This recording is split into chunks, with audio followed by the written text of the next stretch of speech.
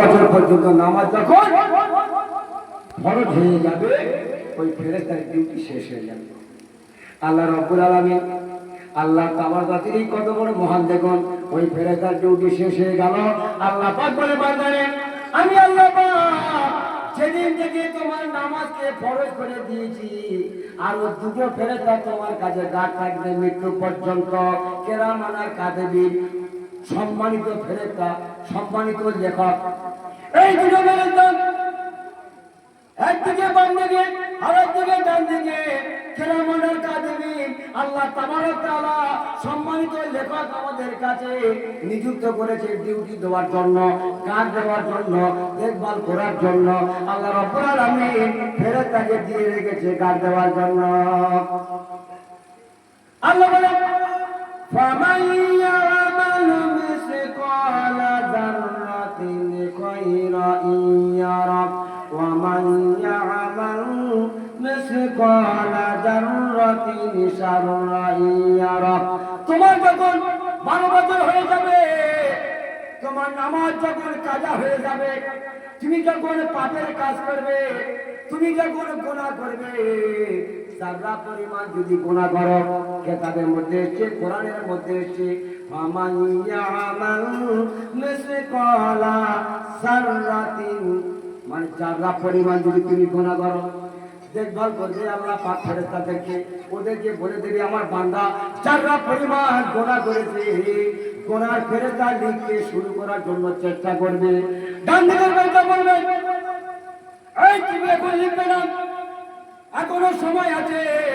আমার বান্দা তওবা করবে জোহরের নামাজে, জোহরের নামাজ চলে গেল, আসরের নামাজে একে থামিয়ে রেখে দিবি, তারপরে মাগরিবের নামাজ পর্যন্ত, তারপরে এশার নামাজ পর্যন্ত থামিয়ে রেখে দেবে, গুনাহকে লিখতে দিবে না। আল্লাহ রাব্বুল আলামিন তিনি কত বড় মহান দেখুন, কত বড় কুদরতওয়ালা আল্লাহ রাব্বুল আলামিন। আল্লাহ তাবারক তাআলা ডান দিকের ফেরেশতা যখন দেখবে যে এশার নামাজও পড়েনি, শুয়ে পড়েছে গোড়াগড়ি, তখন বলবে আমি এবারে লিখতে শুরু করি, আমি এবার লিখতে শুরু করি। কতক্ষণ আটকে রেখেছে? সকাল থেকে এশা পর্যন্ত। আমার ভাইরা, আল্লাহ রাব্বুল আলামিন এই দুটো গার্ড দেওয়া ফেরেশতা কেরামান আর কাতিবিন, এই কেরামান আর কাতিবিন কতদিন পর্যন্ত আমার কাছে থাকবে? যতদিন পর্যন্ত মৃত্যু না আসবে। বললো না তুই জায়গাটার মত, যেদিনে তোমার মত হয়ে যাবে 3টের সময়, 2টোর সময়, 12টার সময় মৃত্যু হয়ে যাবে, ওই ফেরেশতা তোমার কাছ থেকে সরে যাবে। আল্লাহর কাছে বলবে আয় খোদা পরওয়ারদিগার আলম, আয় আল্লাহ রাব্বুল আলামিন, তুমি যার কাছে ডিউটি রেখেছিলে আমাকে দেখভাল করার জন্য, গার্ড দেওয়ার জন্য, তুমি আমার কাছে যাকে রেখেছিলে সে তো দুনিয়ার বুক থেকে চলে গেছে। আল্লাহ রাব্বুল আলামিন বলবে ও আমার ফেরেশতা, ওই মৃত ব্যক্তি কবরে বসে তুমি তাসবিহ তেলাওয়াত করো, আর যা কিছু সওয়াব হবে ওই মৃত ব্যক্তির কবরে লিখে দাও। কি করে বলা হবে? ঘুম লেগেছে? যদি ঘুম লাগে ছেড়ে দেবো।